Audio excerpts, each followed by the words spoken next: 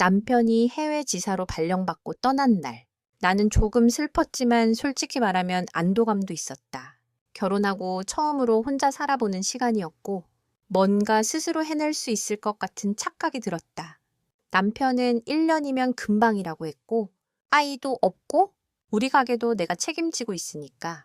근데 그렇게 시작된 혼자만의 시간은 생각보다 쓸쓸하고 또 무거운 시간이었다. 엄마가 병원에 자주 다니는 걸 눈치챘지만 설마 암일 줄은 몰랐다. 병원에서 결과를 듣고 나온 엄마는 담담한 척했지만 나는 그날 밤 화장실에서 울다 잠들었다. 초기에 발견돼서 다행이라는 말도 위로가 되지 않았다. 이미 엄마를 위해 적지 않은 돈을 썼다. 전세 보증금에 사소한 빚도 다 갚아드렸고 매달 생활비도 드리고 있었다. 하지만 이제는 병원비라니 어디서부터 손대야 할지 막막했다. 남편에게 이 사실을 말할까 수십 번 고민했지만 결국 입을 다물었다. 아직 아이가 없는 것도 솔직히 경제적인 부담이 가장 컸다. 아이 하나 키우는데 드는 돈. 요즘은 천문학적이지 않나. 그래서 나는 혼자 해결해야겠다고 마음먹었다. 어느 날 밤 거울을 보면서 생각했다. 지금 내가 할 수 있는 일이 뭘까? 정직하게는 안 되겠고 그렇다고 나쁜 짓은 못하겠고 그러다 우연히 알게 된 노래방 도우미 일. 겉으로는 단순히 손님들과 함께 술을 마시고 노래 부르는 거라고 했지만 그게 얼마나 사람을 지치게 할 수 있는지는 직접 겪고 나서야 알게 됐다. 남편에게는 요즘 심심해서 쿠팡 새벽 배송 알바 시작했어라고 둘러댔다. 그래, 내가 새벽마다 오가는 건 맞으니까. 몸은 피곤했지만 엄마 병원비는 조금씩 해결되고 있었고 양심만 살짝 눈을 감으면 되는 일이었다. 그런데 문제는 그날이었다. 평소처럼 출근해서 룸에 들어갔는데 그 방에 시아버지가 계셨다. 처음엔 잘못 본 줄 알았다. 진짜? 시아버지? 나랑 눈이 마주치기 직전에 고개를 푹 숙이고 조용히 방을 빠져나왔다. 숨이 가빠졌다. 얼굴이 화끈거렸다. 그런데 시아버지도 그 방을 따라 나오셨다. 이야기 좀 하자꾸나. 나는 그날 시댁까지 함께 갔다. 어쩌면 무릎 꿇을 각오도 하고 있었는지도 모르겠다. 엄마의 병원비 문제, 지금 내 상황, 왜 그런 일을 시작했는지, 그리고 남편에게는 부끄러운 일은 하지 않았다는 점까지 시아버지 앞에서 솔직히 털어놓았다. 그분은 아무 말 없이 듣고 계시다가 마지막에 조용히 말씀하셨다. 왜 말을 안 했니? 이런 일은 참기만 해서 되는 게 아니야. 부족한 금액은 내가 보탤 테니 제발 그 일은 이제 그만두거라. 한동안 아무 말도 못하고 고개만 끄덕였다. 그 말이 그렇게 고마울 줄은 몰랐다. 내가 아끼던 립스틱보다 새로 산 원피스보다 훨씬 더 마음을 꽉 채워주는 말이었다.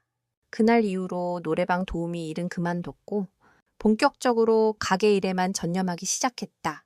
시아버지는 그 이후 매일같이 가게에 오셨다. 처음엔 매출을 올려줄 겸 밥 먹으러 오신다고 했지만 어느 순간부터는 내가 부족한 부분을 챙겨주시고 시장도 대신 봐주시고 내가 엄마 병간호로 빠져야 할 때는 가게도 봐주셨다.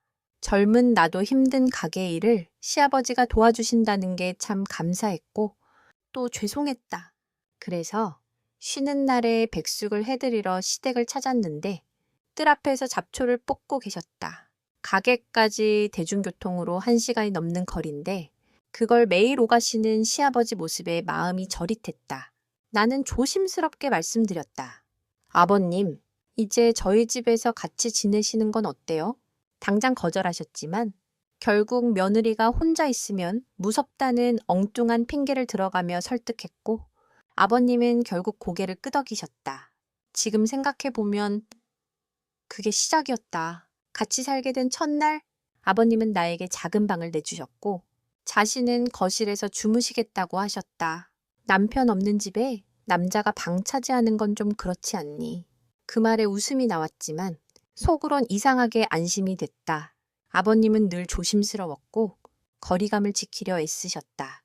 함께 밥을 먹는 시간이 늘었고 서로에게 점점 익숙해졌다.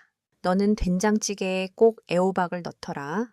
아버님은 김치찌개엔 두부를 많이 넣으시죠? 소소한 일상이 쌓여가는 건 어쩌면 결혼 초 남편과 함께 지내던 날보다 더 따뜻했다. 나는 그게 이상하다고 생각했지만 굳이 부정하고 싶지도 않았다.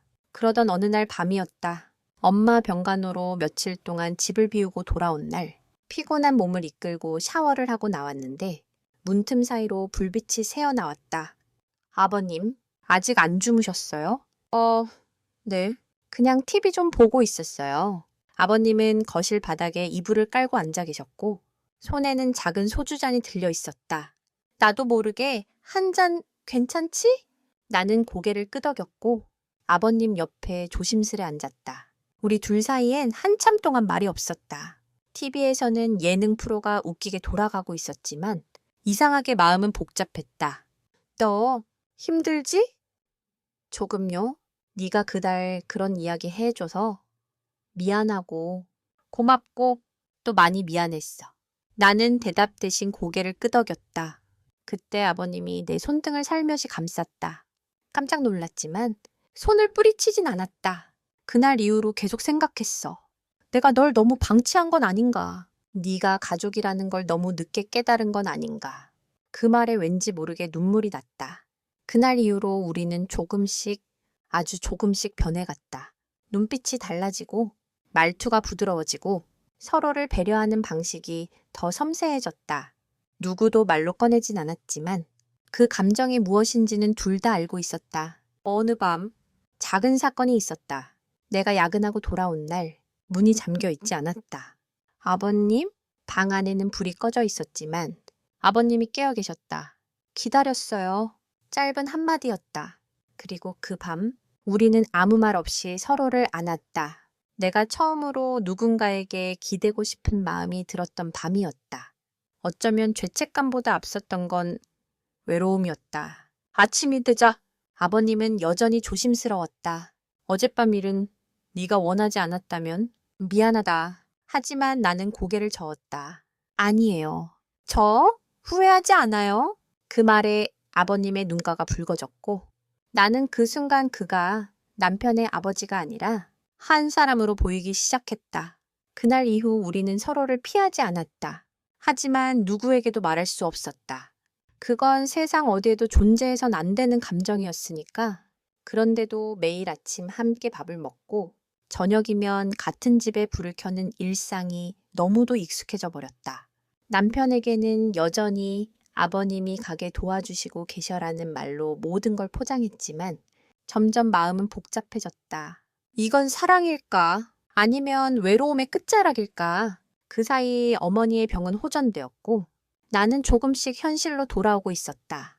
그러던 어느 날 남편이 귀국 날짜를 앞당겼다는 연락이 왔다. 남편의 귀국 소식은 생각보다 아무 감정도 들지 않았다. 오히려 가슴 깊숙이 차가운 바람이 불어오는 듯했다. 3일 뒤에 도착해. 아버지께는 내가 직접 말씀드릴게. 나는 고개만 끄덕였다. 이제 끝이겠구나. 그 짧은 생각이 머릿속을 맴돌았다. 그날 저녁 나는 아버님과 마주 앉아 조심스레 말했다. 남편이 곧 와요? 아버님은 말이 없었다. 소리 없이 고개를 끄덕이셨고 고개 숙인 채 가만히 계셨다. 이제 다시 제자리로 돌아가야겠죠. 그 말에 아버님이 천천히 고개를 들었다. 그래야겠지. 그래야 네가 무너지지 않겠지. 그의 눈빛은 슬프도록 따뜻했다. 그 순간 나는 그를 안아주고 싶었다. 하지만 그러지 않았다. 우린 선을 넘었고 이제 그 선 너머에서 다시 돌아와야 했다. 남편이 도착한 날 나는 최대한 평범하게 굴었다. 밥상을 차리고 웃으며 안아주고 아버님과의 거리를 조심스럽게 되돌렸다. 아버님도 마찬가지였다. 예전처럼 말이 줄었고 식사 자리에서도 조심스러운 눈빛만 남았다. 모든 게 원래대로 돌아간 듯 보였다. 하지만 아니다. 나는 이미 돌이킬 수 없는 곳까지 와버렸다. 하루는 남편이 잠든 밤 거실에 나와 멍하니 창밖을 바라보고 있었다. 그때 아버님이 조용히 내 옆에 앉으셨다. 아무 말 없이 한참 동안 행복해. 그 짧은 한마디, 그것으로 모든 마음이 무너졌다. 나는 눈물을 흘렸다. 소리 없이 길게, 그리고 그 눈물 속에 모든 감정을 묻었다. 그날 이후로 아버님은 가게에서 보내는 시간이 많아졌고 집에는 거의 들어오지 않으셨다. 남편은 무심했고 나는 더 이상 아무것도 기대하지 않았다. 밤이면 혼자 침대에 누워 그 사람의 천을 떠올렸다. 죄책감이든 외로움이든 그것이 사랑이든 아니든 그 감정만은 진짜였다. 며칠 뒤 아버님은 아무 말 없이 작은 편지 한 장을 남기고 사라지셨다. 지켜주지 못해 미안했다. 그리고 사랑했다. 나는 그 편지를 가슴에 품고 평범한 일상으로 돌아갔다. 모른 척하고 잊은 척하고 아무 일도 없던 것처럼. 하지만 그 사람은 매일 밤 꿈속에 찾아와 조용히 내 이름을 불렀다. 혜진아, 그 부름 하나에 나는 지금도 흔들린다. 시간이 흐르고 모든 것이 조금씩 익숙해졌다. 남편의 무관심도 아버님의 부재도 내 안의 공허함조차 그저 하루를 살아내는 일이 되어버렸다. 그러던 어느 날 우연히 가게 앞을 지나가던 중 문득 발걸음이 멈췄다. 불 꺼진 간판, 먼지 쌓인 창문, 그곳엔 더 이상 아버님의 흔적이 없었다. 그 자리에 나는 한참을 멍하니 서 있었다. 돌아오는 길, 편지함에 꽂힌 작은 봉투 하나. 보낸 사람은 없었다. 하지만 단번에 알 수 있었다. 아버님의 글씨였다. 잘 지내고 있니? 시간이 조금 더 필요할 것 같아. 미안하단 말은 이제 하지 않을게. 너도 너 자신을 살아. 행복하길. 진심으로. 그날 밤 나는 오랜만에 혼자 술을 마셨다. 사진첩 속 그 사람의 뒷모습을 바라보며 속삭이듯 말했다. 나 당신이 그리워요. 며칠 후 나는 결심했다. 더 이상 이대로는 안 되겠다고. 남편에게 조심스럽게 말을 꺼냈다. 우리 이혼해요. 그는 놀라지도 않았다. 오히려 담담하게 물었다. 그 사람 때문이야? 나는 고개를 저었다. 아니요. 그 사람 덕분에 알게 됐어요. 내가 이렇게 살아선 안 된다는 걸. 이혼은 빠르게 정리됐다. 남편도 시댁도 아무 말 없이 받아들였다. 아버님은 여전히 소식이 없었다. 그렇게 몇 달이 흘렀다. 나는 작은 도시의 외곽, 한적한 동네에 자리를 잡았다. 하루 종일 책을 읽고 글을 쓰고 평범하게 살아갔다. 그러던 어느 날 우연히 들른 작은 서점에서 낯익은 등을 보았다. 세월이 흐른 만큼 머리는 휘어졌지만 그 자세와 온기는 변하지 않았다. 아버님, 그가 천천히 돌아봤다. 그리고 조용히 웃었다. 혜진이구나. 그 순간 모든 시간이 멈춘 것 같았다. 그토록 그리워하던 눈빛, 그 미소, 아무 말 없이 서로를 바라본 그 몇 초가 아주 길고 따뜻했다. 잠시 차 한잔 할래요? 내가 조심스럽게 물었고 그는 고개를 끄덕였다. 작은 찻집 창가 자리에 마주 앉은 우리 아무 말도 없이 오직 눈빛으로 대화했다.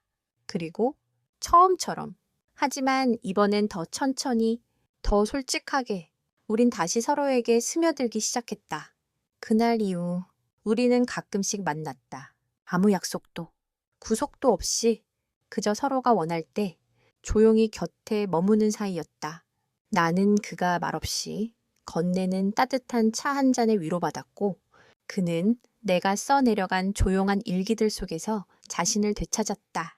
우린 이름 없이도 관계 없이도 서로에게 작은 평화가 되어주었다. 세상은 여전히 바쁘고 사람들은 여전히 계산적이지만 그 속에서 우리가 만든 이 고요한 틈은 가끔씩 심장이 뛰게 해주었고 더 자주 그저 숨 쉴 수 있게 해주었다. 어느 날 비가 내렸다. 나는 익숙한 카페 창가에서 그를 기다렸다. 하지만 그는 오지 않았다. 그 다음 날도 그 다음 주도 그는 나타나지 않았다. 나는 그가 남겨둔 메모 하나를 마지막처럼 꺼내 읽었다. 언젠가 나 없이도 괜찮은 날이 오겠지. 넌 충분히 따뜻한 사람이니까 그 사실을 잊지 마. 눈물이 났다. 하지만 이번엔 붙잡지 않았다. 나는 그와의 기억을 꺼내어 천천히 한 권의 책으로 엮었다. 표지에는 제목 대신 작은 문장 하나를 남겼다. 당신이 나에게 머물렀던 계절을 기억해요. 책은 작게 출간되었고 아무도 주목하지 않았다. 하지만 매일 누군가는 그 책을 펼쳐 조용히 미소 짓는다는 걸 나는 알고 있다. 나도 여전히 혼자다. 하지만 이제는 외롭지 않다. 그가 가르쳐준 사랑의 온기, 그리고 내가 다시 나를 살아내는 법.